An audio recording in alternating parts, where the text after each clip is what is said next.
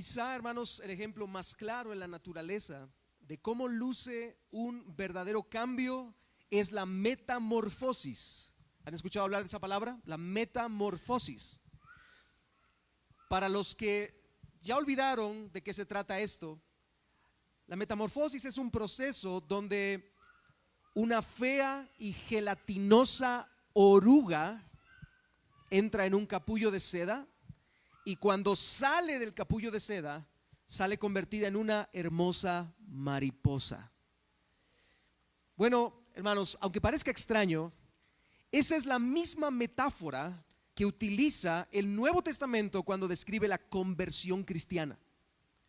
De hecho, la palabra conversión viene de la misma raíz que metamorfosis. La palabra es metanoia. Usan la misma raíz porque la idea es un cambio de naturaleza. Y el apóstol Pablo, hermanos, ya nos ha estado hablando acerca de eso a lo largo de su carta en los capítulos anteriores. Nosotros teníamos muerte y hemos pasado a vida por gracia. Nosotros estábamos en el reino de las tinieblas y hemos pasado al reino de la luz por gracia. Nosotros estábamos bajo el imperio y dominio de Satanás y ahora estamos bajo el reino de Cristo por gracia. Nosotros estábamos sometidos a este mundo bajo nuestros deseos viciados y engañosos, pero ahora estamos en Cristo por gracia.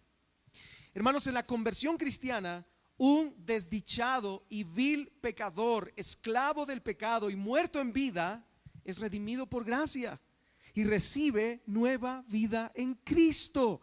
Esa es la bendita gloria del evangelio. Y con esa transformación, al igual que con la mariposa, todo debe ser completamente diferente.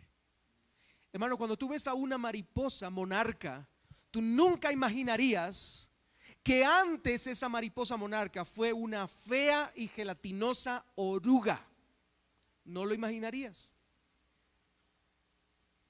Cuando tú ves a un cristiano redimido por la gracia, nacido de nuevo, hermano, tú jamás deberías pensar que esa persona antes estuvo muerto, que estuvo caído, que estuvo completamente deshecho, porque todo en Cristo debe ser completamente diferente. Y eso, hermanos, es precisamente lo que el apóstol Pablo tiene en mente en toda esta sección de la carta que estaremos meditando el día de hoy. Y yo quiero convencerte de una sola cosa, o más bien de una única cosa. Hay varias cosas que te voy a mencionar a lo largo de este mensaje, pero quiero convencerte con todo esto de una cosa principalmente. Y esta es la idea.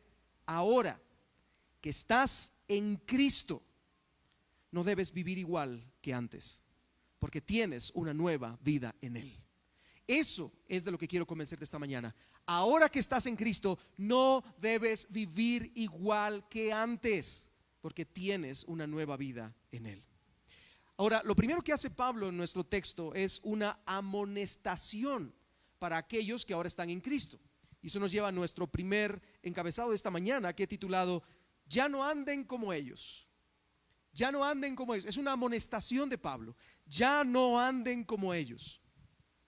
Leemos de nuevo el versículo 17. Dice: esto pues digo y afirmo juntamente con el Señor, que ustedes ya no anden así como andan también los gentiles, en la vanidad de su mente. Ellos tienen entenebrecido su entendimiento. Están excluidos de la vida de Dios por causa de la ignorancia que hay en ellos, por la dureza de su corazón. Habiendo llegado a ser insensibles, se entregaron a la sensualidad para cometer con avidez toda clase de impurezas. Ahora, quiero que notes y que veas bien el texto, por favor, y mira cómo Pablo comienza. Pablo no está transmitiendo un pensamiento que venga de su propia mente. Date cuenta cómo comienza el mensaje. Pablo dice: les hago un llamado, hermanos, pero no es un llamado mío solo. ¿De quién viene? Dice: esto digo pues y afirmo juntamente con el Señor. O sea, el llamado que les estoy haciendo ahora viene de Cristo. No es algo que Pablo se inventó, no es algo que de pronto empezó a surgir en la iglesia ya por ahí por los años 50, 60. No, es algo que el Señor Jesucristo ya había declarado con anterioridad. Ahora, ¿cuál es ese llamado? Dice el apóstol Pablo: ya no anden como ellos. Ya no anden así como andan también los gentiles. Es verdad, dice Pablo, en otro tiempo ustedes eran gentiles y paganos. Es verdad, en otro tiempo ustedes buscaban sus pasiones y vanidades como los demás, pero ya no son iguales a ellos. Pablo dice, ustedes ya no deben actuar así. Porque, hermanos, mira la idea de Pablo, por naturaleza, y él ha estado escribiendo a los gentiles, y yo quiero recordarte eso, le ha estado escribiendo a los gentiles, y él está diciendo, por naturaleza, ustedes son gentiles, pero por llamamiento, ustedes son pueblo adquirido. Ustedes son iglesia, son cuerpo de Cristo. Los gentiles, dice Pablo en este texto, viven en sus vanidades. ¿Te das cuenta de lo que dice? Dice, ellos andan en la vanidad de su mente. ¿Cómo tienen la mente ellos? Entenebrecida. En otras palabras, su mente está cegada. Ellos no pueden contemplar las maravillas de Dios. Su mente está ciega. Y por causa de la ignorancia que hay en ellos y la dureza de su corazón al evangelio, dice Pablo, están excluidos ¿de qué? De la vida de Dios. ¿Vas bien conmigo hasta ahora? ¿Sí? Y como no gozan de la vida de Dios, han llegado a ser insensibles ante su pecado. Pecan y no pueden dejar de pecar. Pero no solo no pueden dejar de pecar, sino que pecan y no pueden ver la gravedad de sus actos. Están cegados, dice Pablo. Y entonces están entregados a todo tipo de actos de placer vergonzoso, a todo tipo de impurezas, a todo tipo de actos sensuales. Y hermano, esta sección de la carta es básicamente un eco de lo que el apóstol Pablo escribió en Romanos capítulo 1. El Señor nos ha mostrado su eterno poder y su deidad, y se han hecho claramente visibles a través de todo lo creado, de manera que nadie tiene excusa, dice Pablo. Sin embargo, la raza humana, en vez de mirar a Dios y de adorarle y de darle gracias y de vivir para Él, la raza humana le ha dado la vuelta, le ha dado la espalda a Dios, se ha apartado de Dios, se ha alejado de Él, y entonces han sido entregados a su necio corazón, han sido entenebrecidos y ahora viven cada quien para su sensualidad, para sus actos de impureza.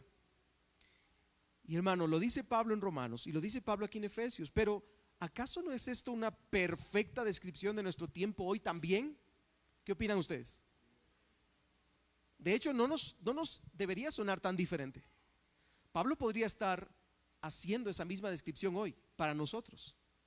El mundo entero anda en la vanidad de su mente. John Bunyan, hace cerca de 300 años, escribió en el famoso Progreso del Peregrino que el mundo es una feria de vanidades. El mundo anda en la vanidad de su mente. Tienen cegado el entendimiento, son ignorantes, tienen dureza en el corazón al evangelio de Jesucristo, no quieren recibir el evangelio de Jesucristo, están duros, y por eso Dios los ha entregado a todo tipo de placeres desordenados y viven en las impurezas de la carne. ¿Me sigue hasta aquí, hermano? Así es como el mundo vive, pero no un cristiano. Esa es la idea de Pablo. El mundo puede vivir así, pero no un cristiano. No es la forma en la que un cristiano se conduce. Y hermanos, ni los efesios hace 2000 años que recibieron esta carta, ni tú ni yo hoy podemos andar como el mundo si hemos conocido a Cristo como Salvador y el Señor de nuestras almas. Y hermanos, no es que seamos una especie de élite o grupo selecto. No, es que nosotros somos mejores que los de fuera. No, no somos mejores. Nosotros estábamos también en la bancarrota. Nosotros estábamos en la muerte espiritual. Estábamos literalmente muertos en delitos y pecados. Pero por gracia ahora podemos estar en Cristo. De hecho, Pablo, y quiero que notes esto, Pablo no dice anden ustedes como unos super espirituales cristianos. No, él utiliza esta palabra, dice ya no anden así como ellos. En otras palabras, Pablo está diciendo ustedes antes vivían así también. ¿Se da cuenta de eso? Ya no vivan así. Antes lo hacían. Antes ustedes se entregaban a todo tipo de placeres desordenados. Antes ustedes vivían en la vanidad de sus mentes. Antes, pero no ahora. Esa es la idea de Pablo. Antes, pero no ahora. Y por cierto, hago un paréntesis aquí importante. Ya que esto éramos también nosotros antes, ya no lo somos, pero lo éramos sin Cristo. Hermanos, nosotros deberíamos ser más pacientes a la hora de compartir el evangelio con otros. Y deberíamos de orar más por la obra iluminadora y regeneradora del Espíritu Santo, así como la tuvimos nosotros. Deberíamos orar por aquellos que no la tienen. Deberíamos ser pacientes con aquellos que no viven de esta forma. Nosotros deberíamos actuar con un poco más de mansedumbre y de compasión con este mundo que está entenebrecido. Es verdad, hermanos, no debemos vivir como ellos y debe de haber una distancia entre ellos y nosotros, pero debemos tener compasión de ellos. No podemos, hermanos, creer que somos una especie de élite especial, un grupo más glorioso que no, porque todo ha sido por gracia, como nuestro hermano Eliezer nos recordaba hace un momento leyendo la confesión de fe. Hermanos, si Cristo no hubiera sido enviado a nosotros para sellar ese pacto de gracia, si Dios no hubiera sido condescendiente en medio de nuestra debilidad, nosotros nos hubiéramos quedado igual. Así que debemos orar por otros, debemos llevar a otros el mensaje, debemos alcanzar a otros con la palabra del Señor, hermanos. Ahora bien, la idea de este texto es que ya no debemos andar como lo hace el mundo. No debemos andar así,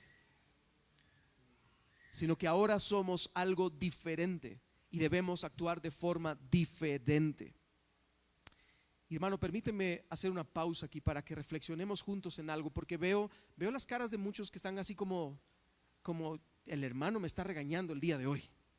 Sí, te estoy regañando y tómalo como un regaño de parte del Señor, pero también me estoy regañando a mí. Hermanos, ya no debemos vivir como antes. No debemos hacerlo. Mira, como cristianos no podemos seguir el modelo de los incrédulos, porque hemos experimentado un milagro. Hermano, tú y yo hemos experimentado esa metamorfosis. Hemos sido resucitados de entre los muertos. Nuestra vida no es vana o insignificante. Ahora nuestra vida está llena de propósito. Nosotros ya no somos esos viles pecadores que entramos en el proceso de la salvación. Nosotros ahora somos santos que pecan, pero somos santos. Somos hijos de Dios. No deberíamos vivir como el mundo lo hace. Nuestra mente ahora, por el Espíritu Santo, está llena de la luz de la palabra de Dios, y nuestro corazón está lleno de la plenitud de la vida de Dios. Como también leíamos hace un momento en Ezequiel capítulo 36, yo pondré mi espíritu en ustedes y haré que obedezcan mis mandamientos y haré que amen mi palabra y que me amen a mí. Hermano, nosotros por medio del evangelio tenemos el Espíritu Santo viviendo en nosotros, morando en nosotros. Gloria a Dios por eso. Pero también caminemos de acuerdo a esa realidad que ya somos. Como cristianos ahora debemos entregar nuestros cuerpos a Dios como instrumentos de justicia y no al pecado para satisfacción de nuestras propias concupiscencias. Hermanos, en todos los aspectos el creyente es diferente al incrédulo, y ahí está la amonestación de Pablo para todos nosotros. Ya no andéis como ellos.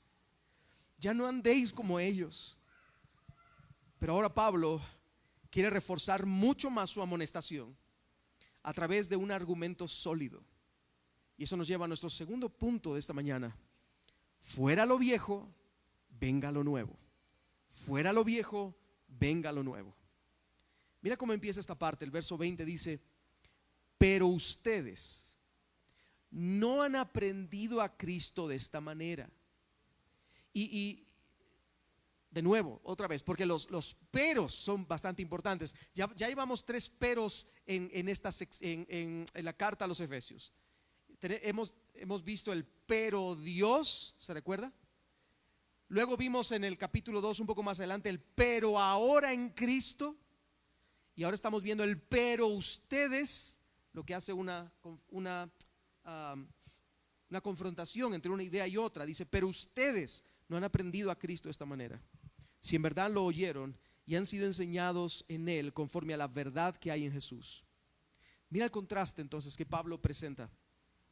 Él viene diciendo, ya no anden como lo hacían antes de una forma impía como los de este mundo. Ese patrón de impiedad es de ellos, pero no de ustedes. ¿Se da cuenta de esta idea? Ese patrón de impiedad es de ellos, pero no de ustedes. Ustedes no han aprendido a Cristo de esta manera. Ustedes no han aprendido a Cristo de esta forma. Y quiero que te des cuenta en el uso de las palabras. Mira, Pablo no dice, pero ustedes no han aprendido acerca de Cristo de esta manera. ¿Se da cuenta? Ve al texto conmigo. Dice, pero ustedes no han aprendido acerca de Cristo. No dice eso, ¿verdad? Dice, ustedes no han aprendido ¿qué? A Cristo. Si notas el uso de las palabras, pareciera como que hay una mala gramática, como que no encaja.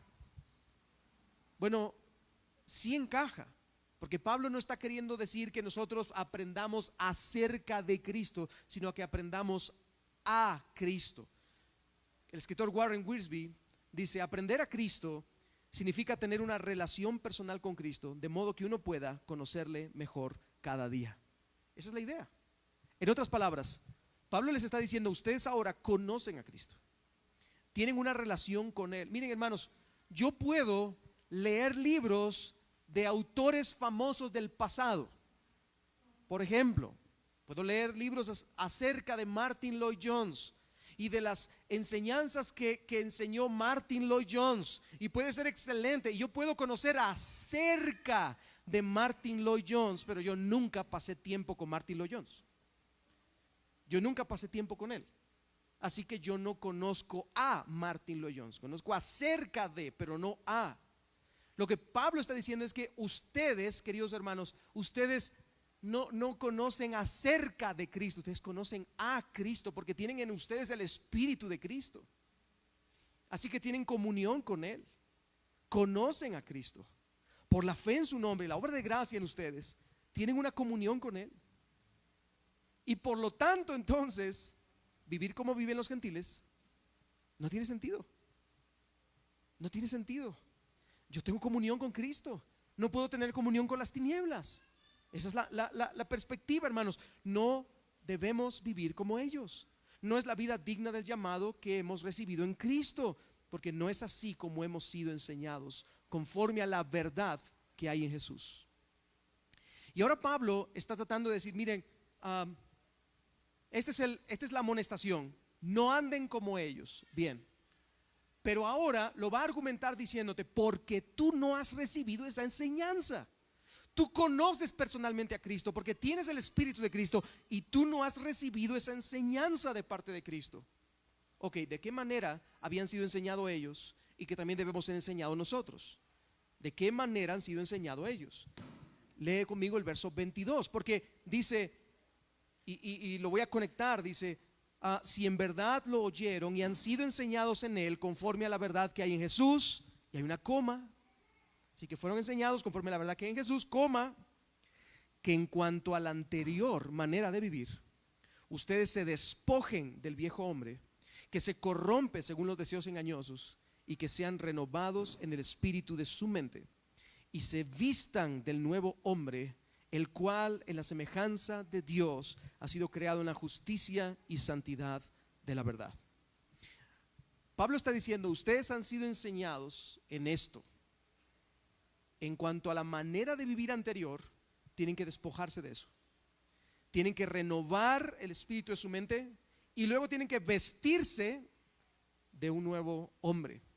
Ahora, para poder explicar esto, debemos regresar un poco, porque ¿con qué palabra comienza Pablo esta sección? ¿En cuanto a qué? ¿Qué dice? Que en cuanto a la anterior manera de vivir, la pasada manera de vivir, muy bien. En cuanto a la pasada manera de vivir, tenemos que hablar acerca de esta pasada manera de vivir.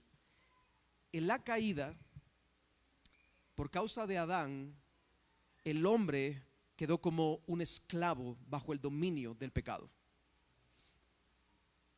En la caída, el hombre quedó separado de Dios, ¿no es cierto? Y quedó muerto espiritualmente. Y no solo Adán, sino que todos estamos sometidos a este gran enemigo que nos separa de Dios. ¿No es cierto? Por causa del pecado vivimos separados de Dios. El pecado fue una sentencia de muerte para la cual el hombre no tiene escapatoria. Estamos muertos en delitos y pecados. Después del pecado original, Dios hizo algo. Dios proveyó de sustitutos parciales para aplacar su justicia. Él le dio al pueblo sacrificios. Por medio de la muerte de animales y la sangre que ellos derramaban, se cubría el pecado, se propiciaba el pecado. Pero este remedio ¿era completo o era solo temporal? Era temporal. ¿Por qué? Porque no podía resolver el más grande problema. El gran problema de la raza humana no es que nos cubran el pecado. El gran problema es que el corazón sigue corrupto. El corazón sigue inclinado al pecado. Mira, si tú tomas a una persona y la apartas del mundo y la metes en una habitación en lo más privado del mundo, en un desierto allá por África, y tú lo refundes en ese lugar, apartado de todo el mundo, apartado de todo pecado, apartado de todo vicio, apartado de todo placer desordenado, aún en ese lugar esa persona llegaría a pecar, porque el pecado no está fuera, el pecado está dentro del corazón, dijo el Señor Jesucristo. El corazón del hombre está dominado por el pecado. ¿Me sigues? El pecado es el monarca que gobierna el corazón de cada individuo sobre la tierra. El pecado es el primer señor de nuestra alma. El pecado es el virus mortal que ha contaminado a cada ser viviente. Pero un día Dios envió a su Hijo Jesucristo, verdaderamente Dios y verdaderamente hombre. Vivió la vida perfecta que nosotros no podíamos vivir, en armonía con la ley de Dios, y sin merecerlo fue entregado en un acto de sacrificio sustituto en lugar de los pecadores. Y con su muerte, esta terrible esclavitud al pecado que pesaba sobre nosotros fue quitada de nuestra espalda. Cuando Cristo murió, Cristo llevó sobre su espalda la ira de Dios. Y al llevar sobre su espalda la ira de Dios, no solamente nos limpia de pecado, sino que nos quita la culpa y nos pone su justicia. Hoy, por la fe en Jesucristo, ya no somos esclavos del pecado. Cristo quitó esa esclavitud. Tu corazón ya no es esclavo del pecado si tu corazón está en Cristo.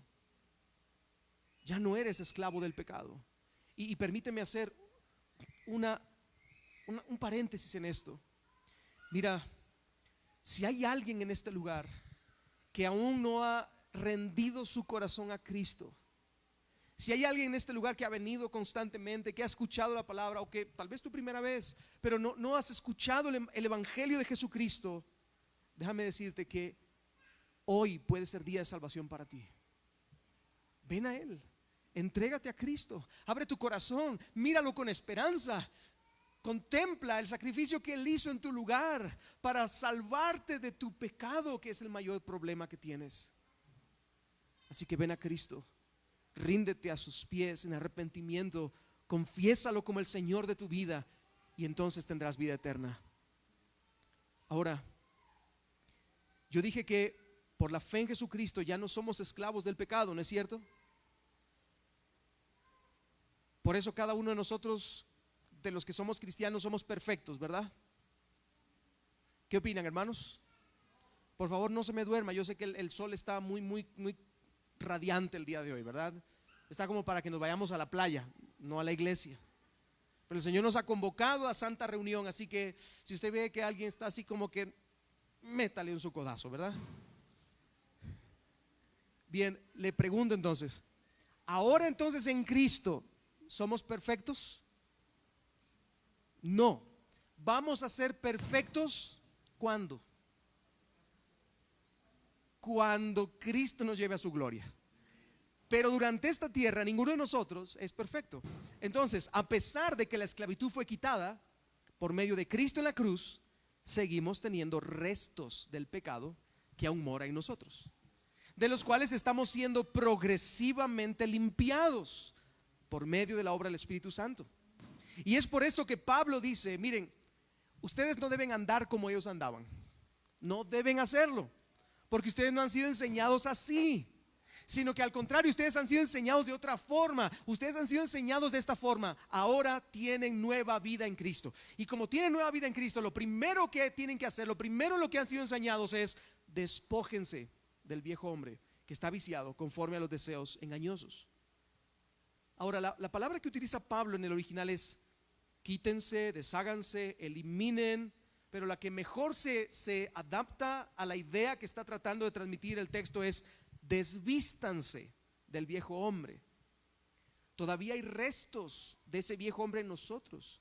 Todavía hay cierta conducta pecaminosa que todavía abrazamos. No somos perfectos, seguimos pecando, pero nosotros debemos de desvestirnos. Eso es lo que hemos aprendido de Cristo: desvestirnos del viejo hombre, todo aquello que es ajeno a Dios.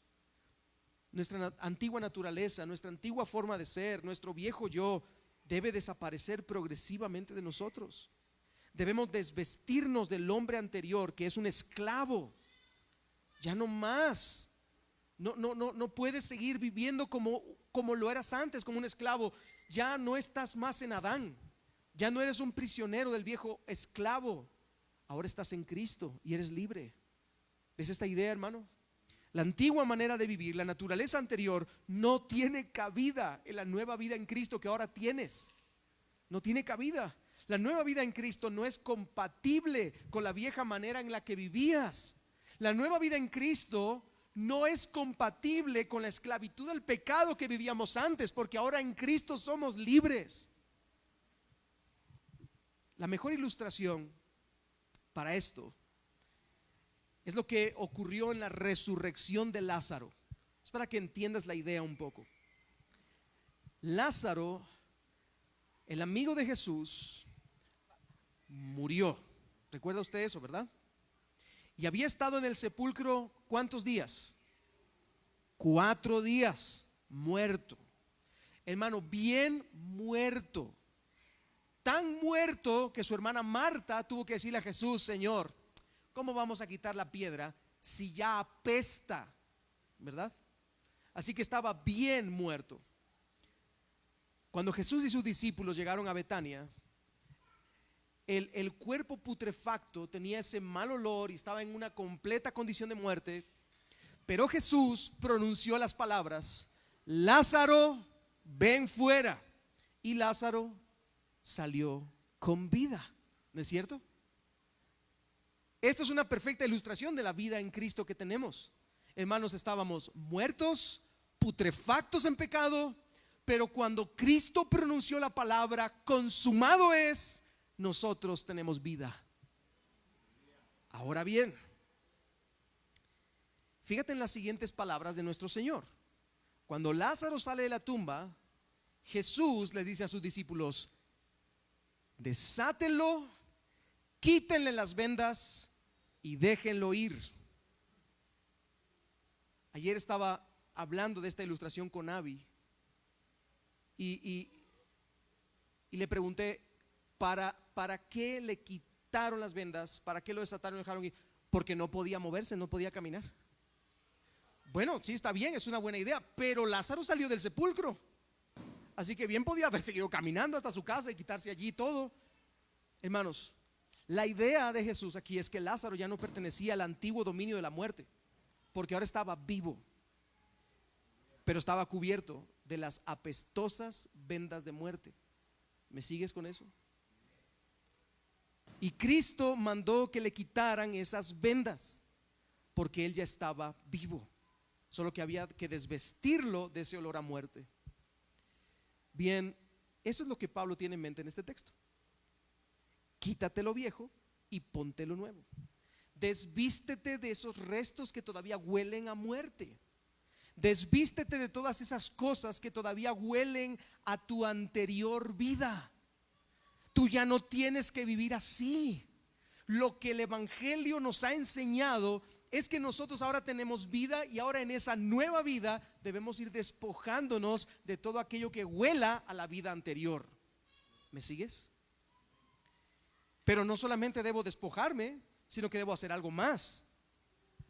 Otra de las cosas en las que hemos sido enseñados, el verso 24 dice: y vestíos del nuevo hombre, creado según Dios, en la justicia y santidad de la verdad. Pablo dice, habiéndote desvestido del viejo hombre, habiéndote quitado la mortaja, habiéndote quitado esas ropas de muerte, ahora vístete del nuevo hombre. Porque este es el hombre a imagen de Dios. Este hombre ha sido creado en justicia, dice el texto, en la justicia y en la santidad de la verdad. Muy bien, Pablo, me parece muy bien que tú nos digas que nos vistamos de este nuevo hombre, pero ¿a qué te refieres con vestirte de un nuevo hombre? ¿Tengo que ir yo a buscar a alguien y ponerme su piel encima? Bueno, Pablo mismo lo explica un poco mejor en la carta a los Romanos. Utiliza las mismas palabras que en los Efesios, solo que cambia un pequeño detalle. Romanos capítulo 13, verso 14 dice: sino vestíos del Señor Jesucristo y no proveáis para los deseos de la carne. Hermanos, sencillamente revestirse del nuevo hombre conforme a Dios, que ha sido creado en la justicia y santidad de la verdad, es sencillamente revestirse de Jesucristo. Es vivir una vida donde tú ya no vivas como el antiguo Adán, sino como el nuevo Adán. Es vivir una vida donde tú ya no huelas a muerte, sino huelas a resurrección. ¿Me sigues con esto? Hermanos, se trata de imitar a Cristo, de andar como Cristo, de permanecer en sus pasos. Ya no anden como ellos, dice, ahora tienen que andar como Cristo. Hermanos, ahora que hemos sido redimidos por la gracia del Señor, tenemos el glorioso propósito de parecernos más y más a nuestro bendito Señor y Salvador Jesucristo. ¿Qué fue lo que dijo Pablo en Romanos capítulo 8? Dice: a los que aman a Dios todas las cosas ayudan a bien. Esto es, a los que conforme a su propósito son llamados. ¿Y cuál es ese propósito del llamado? Que todos lleguen a la estatura del varón perfecto, que todos lleguen a la medida de Cristo. Tenemos ese glorioso propósito de parecernos más y más a nuestro bendito Señor. Debemos, por tanto, desvestirnos del viejo hombre que está viciado y vestirnos de Cristo, que es el nuevo hombre completamente santo y justo. Ahora, hermanos, yo sé que probablemente alguno estará diciendo: muy bien, gracias por la amonestación, pero ¿cómo hago eso? ¿Cómo lo hago? Bueno, justo en medio de las dos ideas, y si podemos volver al texto anterior, sería bueno para que lo viéramos con claridad. Dice: en cuanto a la pasada manera de vivir, ustedes se despojen del viejo hombre que se corrompe según los deseos engañosos, y luego dice: y se vistan del nuevo hombre. Pero ¿qué nos faltó ahí? Porque justo en medio de desvestirse y de vestirse, ¿qué hay, hermanos? Verso 23, ¿qué dice? Y que sean renovados en el espíritu de su mente. Esta renovación de la cual habla Pablo es literalmente un cambio de actitud mental. Es un cambio del estado de la mente. Es un cambio de la disposición del corazón con respecto a Dios y a las realidades espirituales. Hermanos, se trata de un proceso por medio del cual los creyentes comienzan a pensar de manera nueva y correcta a medida que meditan en las verdades de la palabra de Dios. Y déjame solo hacer una pausa en esto, porque a veces yo entiendo la idea de que digamos frases como: no, es que yo soy un vil pecador, yo soy una carroña, yo soy un zapato sucio que tirado en el suelo, lleno de polvo, ¿verdad? Y como que en cuanto más nos apachemos a nosotros, más humildes nos sentimos. Hermano, a mí no me gustaría que ninguno de mis hijos se viera a sí mismo como alguien así. A mí no me gustaría que el Cheche viniera algún día y me dijera: es que yo soy una basura delante de tus ojos, querido padre. Es que yo soy tan malo, yo es que soy un desastre, papá. No me gustaría que mi hijo pensara eso. Porque mira, mi hijo puede hacer cosas que no están de acuerdo a lo que yo le ordeno o yo le instruyo, yo le mando. Pero mi hijo sigue siendo mi hijo. Es mi hijo y será mi hijo para siempre. Hermano, si tú eres hijo del Señor, tú eres hijo suyo. Y eso no va, eso es inalterable, eso no cambia. Tú no eres hijo hoy, mañana de pronto dejas de ser hijo, y después pasado mañana sí eres hijo otra vez, y después tras pasado mañana vuelves a no ser hijo, y después el día siguiente. Hermano, qué ansiedad, qué sofocante eso. No, tú eres hijo de Dios. Y por cuanto eres hijo de Dios, es verdad, pecas. Y el pecado deshonra a tu padre. Pero Él ya no es tu juez. Él ya no es tu juez. Y hermanos, a veces nosotros tenemos esas ideas tan bajas de nosotros mismos. Y eso mismo nos mantiene más anclados al pecado que el pensar de nosotros mismos con cordura. Hermano, tu identidad es que eres hijo. Eres nueva criatura en Cristo. Tienes nueva vida en Jesús. No eres un zapato sucio tirado en el polvo. Y por lo tanto, entonces tú tienes que vivir de acuerdo a esa nueva naturaleza que ahora tienes. ¿Me sigues con esto, hermano? Así que al final yo debo procesar todo esto en mi mente y empezar a pensar de manera nueva y correcta a medida que medito en las verdades de la palabra del Señor. A medida en la que la mente comprende la verdad de la palabra de Dios, va siendo transformada por el Espíritu, ¿no es cierto? Y esta renovación conduce a una vida distinta. Por esa razón es tan importante para nosotros los creyentes que pasemos tiempo cada día meditando en la palabra, orando y teniendo comunión con el Señor. Es necesario que vivamos así. Ahora, déjame ilustrarlo un poco mejor. En el año 1860, aproximadamente, por ese tiempo, había un hombre llamado Zacarías Tyndale. Zacarías Tyndale era un hombre de color, un hombre afroamericano. No quiero utilizar la palabra con N, pero usted sabe por dónde va la cosa, ¿verdad? Él era esclavo. Zacarías era esclavo. En su condición de afroamericano, de haber sido traído de África a sus descendientes y ser puesto en Estados Unidos, él era un esclavo. Él era hijo de esclavos. Él era nieto de esclavos. Él tenía hijos que eran esclavos y estaba casado con una esclava. De pronto, el 1 de enero de 1863, el presidente Abraham Lincoln pronunció la famosa acta de emancipación en los Estados Unidos. Este acta de emancipación proclamaba que todos aquellos que habían sido esclavos a partir del 1 de enero de 1863 quedaban libres para siempre. Hermanos, el acta de emancipación fue algo increíble en Estados Unidos. Miles de afroamericanos quedaron libres de su esclavitud. Algunos días más tarde, Zacarías Tyndale entró en una tienda y allí mismo entró en la tienda el que había sido su amo. Cuando el amo vio a Zacarías de lejos, le dio una orden con tanta fuerza que hizo estremecer el lugar. Zacarías, toma ese costal de papas y llévalo a mi caballo ahora mismo. Temblando de miedo, Zacarías agachó la cabeza, se dirigió al costal, lo tomó en sus brazos e inmediatamente lo llevó a su cabalgadura con un miedo increíble. Yo sé que he contado esta ilustración antes, pero quiero preguntarte de nuevo: si tú hubieras visto esa escena, dime, ¿qué le hubieras dicho a Zacarías? ¿Acaso no se te hubiera revuelto el estómago con la actitud de Zacarías? ¿Qué le hubieras dicho a ese hombre, hermano? ¿Qué le hubieras dicho? Mira, yo le hubiera tomado el pecho, le hubiera mirado a los ojos y le hubiera dicho: amigo, eres libre. Ya se firmó el acta de emancipación. Este amo no tiene potestad sobre ti. ¿Por qué te vuelves a esclavizar tú mismo? Es que eres tú el que está obedeciendo, eres tú el que se está esclavizando.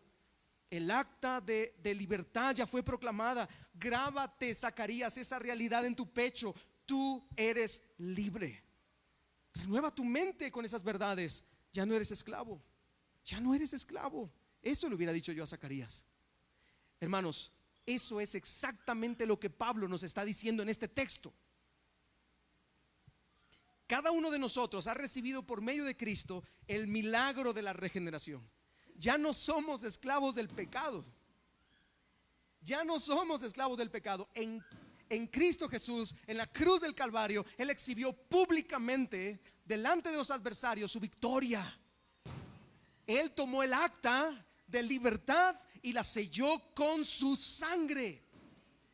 Y es verdad, luchamos con el pecado o contra el pecado y a veces caemos, pero hermanos, ya no somos esclavos del pecado.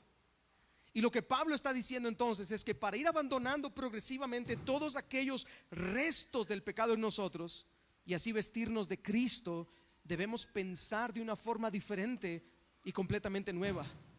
Hermano, tú debes, de la misma manera que yo hubiera tomado a Zacarías en el pecho, tú debes tomarte a ti mismo por el pescuezo y debes decirte a ti mismo: oye, tú ya no eres un esclavo del pecado. Tú ya no eres un esclavo del pecado. Cristo te ha libertado. Debemos recordarnos a nosotros mismos: ya no somos esclavos. Debemos recordarnos que nuestro gran campeón Jesucristo pagó el precio por nosotros, que su sangre firmó el acta de emancipación para que ya no seamos esclavos del pecado. Y es verdad, hermanos, podemos caer. Es verdad, podemos pecar.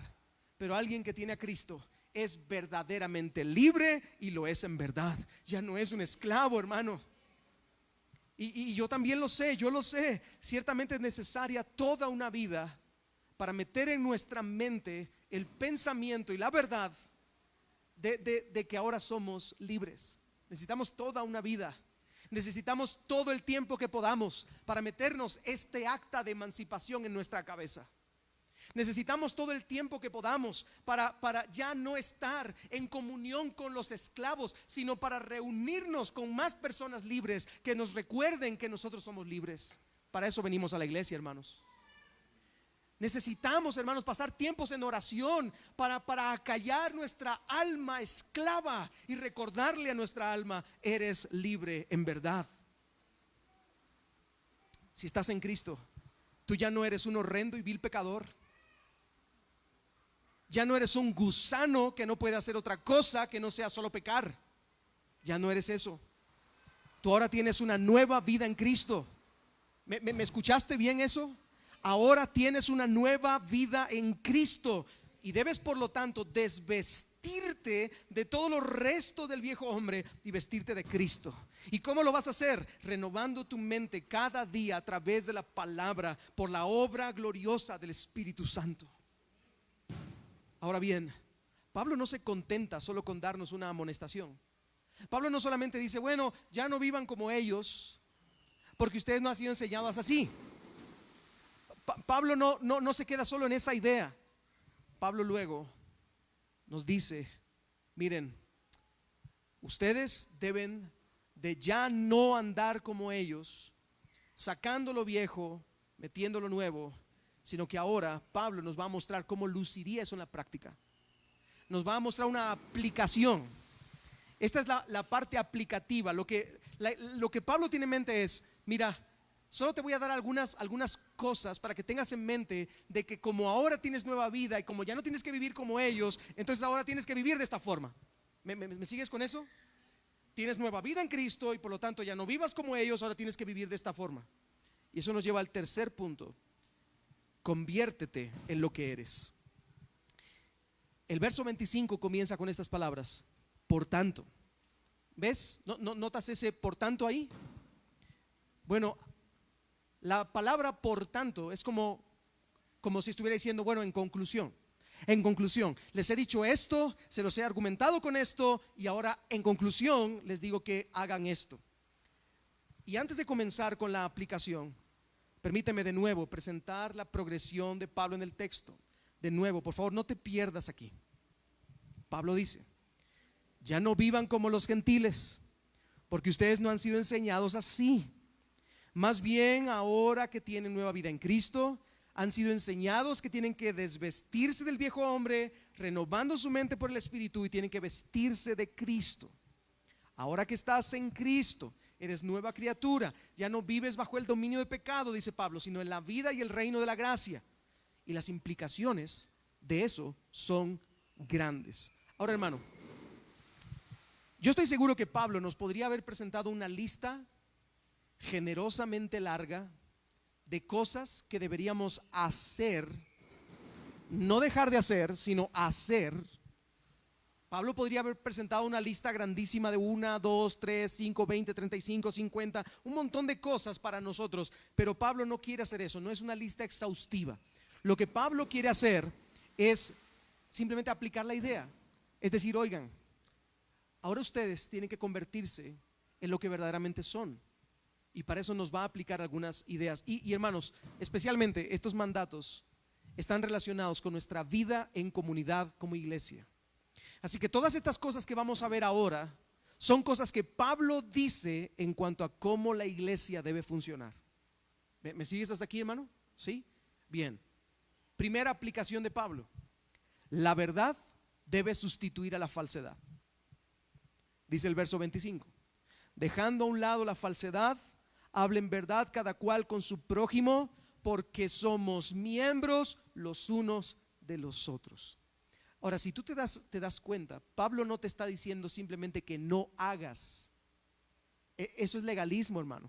El decirte que no hagas es legalismo. La grandísima exposición del evangelio nos lleva a magnificar los mandatos y a volverlos positivos. Ahora tú puedes, ¿qué es lo que puedes hacer? ¿Dejar la falsedad? Sí, no solamente dejar la falsedad. Debes empezar a hablar con la verdad. Dejando a un lado la falsedad, hablen la verdad cada uno con su prójimo, porque somos miembros unos de los otros. Hermanos, la mentira no es una característica cristiana. La mentira es algo que debemos desechar, y mucho más entre nosotros, los miembros de la iglesia, del mismo cuerpo. Hermanos, cuando hay falta de integridad dentro de la iglesia, esa falta de integridad dentro de la iglesia inevitablemente causará que el cuerpo no funcione bien.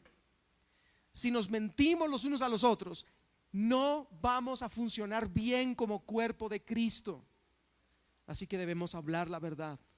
No solamente dejar de hablar la mentira, no. Habla la verdad. Segundo, la ira pecaminosa no nos debe dominar.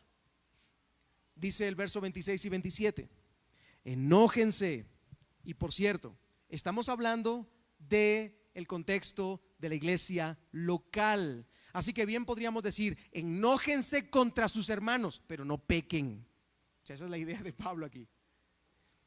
Ay, Pablo, que Dios nos libre. Nosotros nunca nos vamos a enojar contra nuestros hermanos, porque los amamos, porque nuestros hermanos son tan dulces, tan buenos, tan amables, tan bondadosos, tan gentiles. Es que jamás de los jamases, nunca yo me voy a enojar contra un hermano de la iglesia. Amén. Nadie dijo amén. ¿Qué será, hermanos?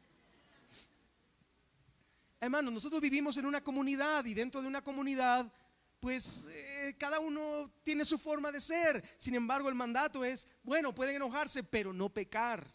No pecar, no se ponga el sol sobre su enojo, ni den oportunidad al diablo. Hermanos, como cristianos no deberíamos darle lugar al diablo entre nosotros a través de un enojo pecaminoso. Cuando hay enojo pecaminoso dentro de la iglesia, pueden difundirse rumores, chismes. Se estimula la autojustificación entre la iglesia. Cuando hay enojo pecaminoso en una iglesia, hay espíritus partidistas, porque uno se enoja con el otro, no quiere perdonar, el otro se enoja con el uno y no quieren perdonar, y entonces dice, no, pues yo soy de Apolos, y el otro dice, pues yo soy de Pablo. Y hermano, no deberíamos actuar así.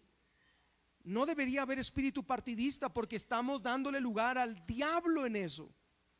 Por lo tanto, dice Pablo, no se ponga el sol sobre tu enojo. ¿Y qué significa eso? Ponte a cuentas con tu hermano pronto, antes de que caiga el sol. Vamos, ponte a cuentas rápido. Ay, pero pues yo no tengo nada en contra de ningún hermano. No, ahora mismo no. Bien, ¿sabes quiénes son los hermanos más cercanos a ti? Los de tu propia casa, tu familia, tu esposo, tu esposa, tus hijos. ¿Tienes algo contra tu hermano? ponte a cuentas con él, aunque sea tu esposo, tu esposa. Tercero, y estas, como digo, solo son aplicaciones. Lo que Pablo está queriendo decir es, miren, el evangelio nos exige que vivamos de una vida más elevada, viviendo en la verdad y no en la falsedad. La ira pecaminosa no nos debe dominar. Tercero, la generosidad debe sustituir al robo. Dice el verso 28, el que roba, no robe más. Híjole, está en presente. Pero, ¿cómo así? Eso quiere decir que hay gente dentro de la iglesia que puede robar. Hermanos, a ver, ¿verdad?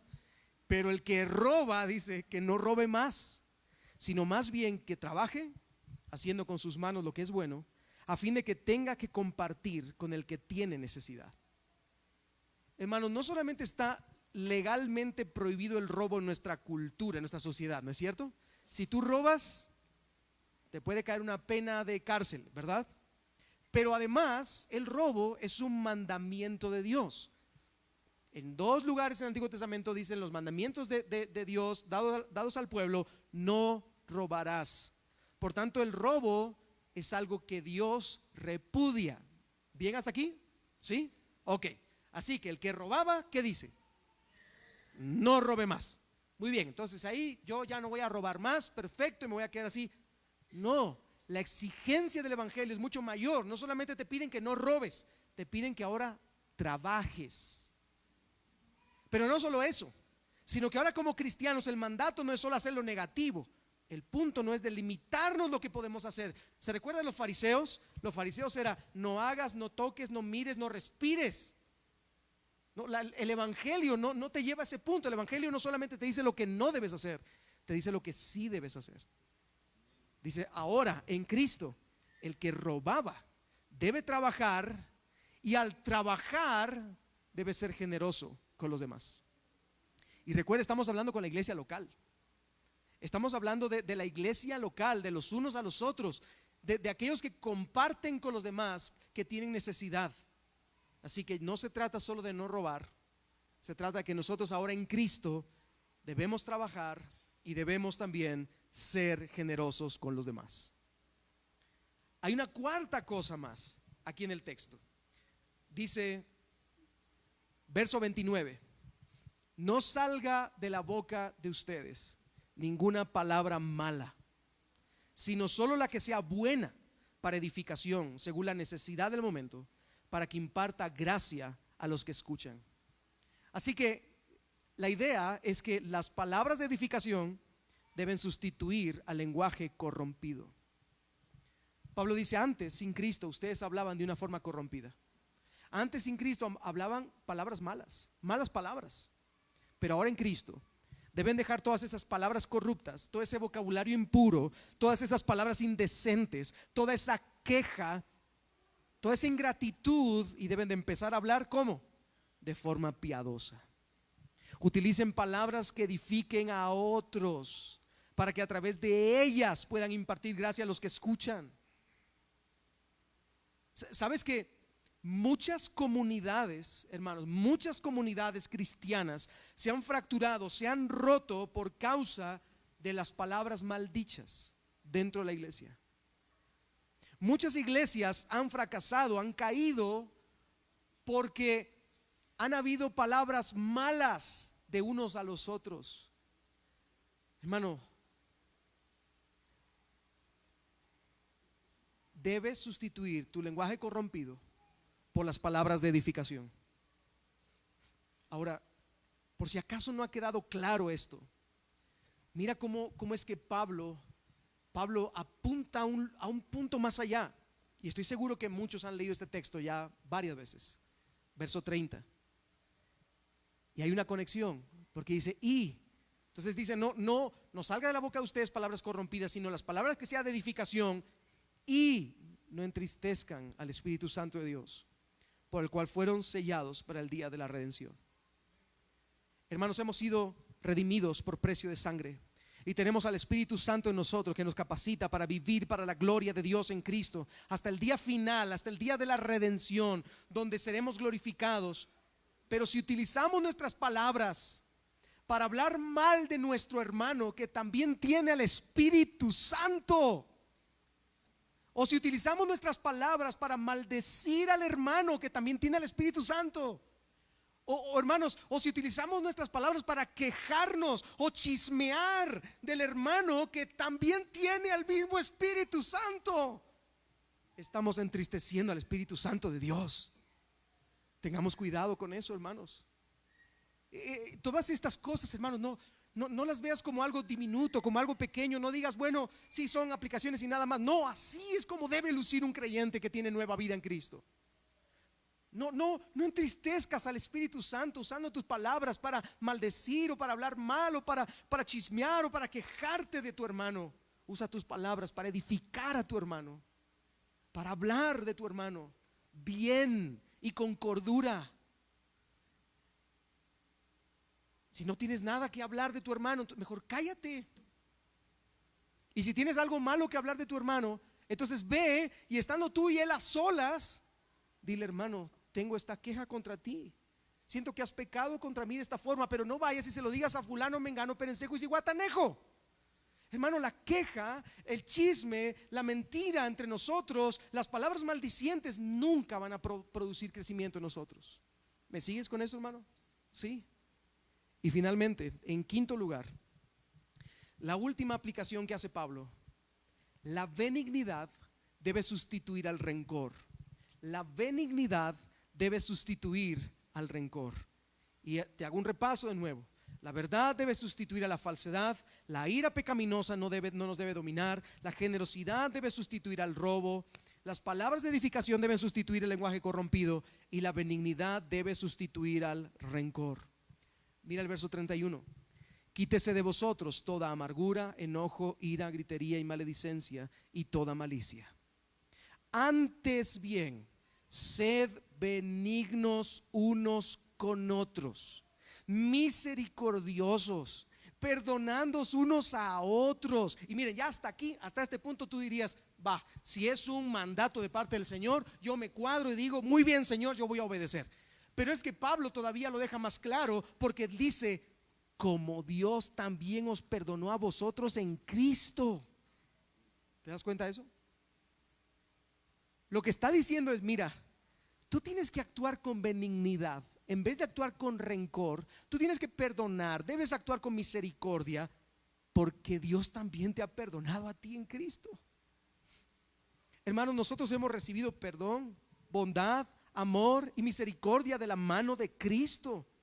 Así que, habiendo recibido eso, debemos actuar de esa forma con otros. En esta nueva vida en Cristo, revestidos del nuevo hombre, todo rencor o falta de perdón, toda ira, todo enojo, toda gritería, toda maledicencia entre nosotros mismos como hermanos en Cristo no debería existir. Eso es lo que Pablo está diciendo. ¿Me sigues hasta aquí? De nuevo, hermanos, ya no vivamos como viven los gentiles. Ya no vivamos como viven los impíos. Vivamos como hemos sido enseñados, quitándonos todos esos restos de pecado, vistiéndonos de Cristo, renovando nuestra mente con la palabra y actuando en consecuencia de la forma en la que hemos sido llamados. Hermanos, ahora que estamos en Cristo, tenemos una nueva vida en Él. Ahora que estamos en Cristo, tenemos una nueva vida en Él. El cambio en nosotros ha sido una transformación radical.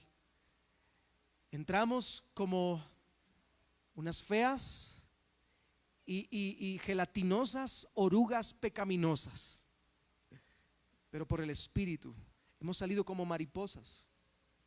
Vivamos de acuerdo a eso. Y hermanos, la transformación, si ha ocurrido en ti la transformación debe ser evidente. Repito de nuevo esta frase: ahora que estás en Cristo, no debes vivir igual que antes, porque tienes una nueva vida en Él. Ya no andemos como los que andan en este mundo. Tenemos una nueva vida en Cristo. Hemos sido enseñados que, desvistiéndonos del viejo hombre, de las vendas de muerte que todavía huelen a pecado, nos vistamos de Cristo por la renovación de nuestro entendimiento por su Espíritu. Ahora, hermano, te recuerdo porque es algo que Pablo recuerda a lo largo de toda su carta. De hecho, en el capítulo 1 Pablo ora por eso. En el capítulo 3 Pablo ora por eso. En el capítulo 5, que veremos la próxima semana, Pablo apela a eso. Así que por supuesto que es algo que debemos tener claro. Hermano, todas estas cosas, este cambio, la forma en la que ahora debemos vivir, no es algo que debes hacer, es algo que puedes hacer. ¿Por qué? Por la obra del Espíritu Santo en tu vida. Quiera el Señor, hermanos, que seamos más conscientes de todas estas verdades, que andemos como es digno del llamado que hemos recibido, que entendamos todo lo que Dios ha hecho con nosotros en Cristo y que vivamos de esa forma. Repito de nuevo, ahora que estás en Cristo, no debes vivir igual que antes, porque tienes una nueva vida en Él.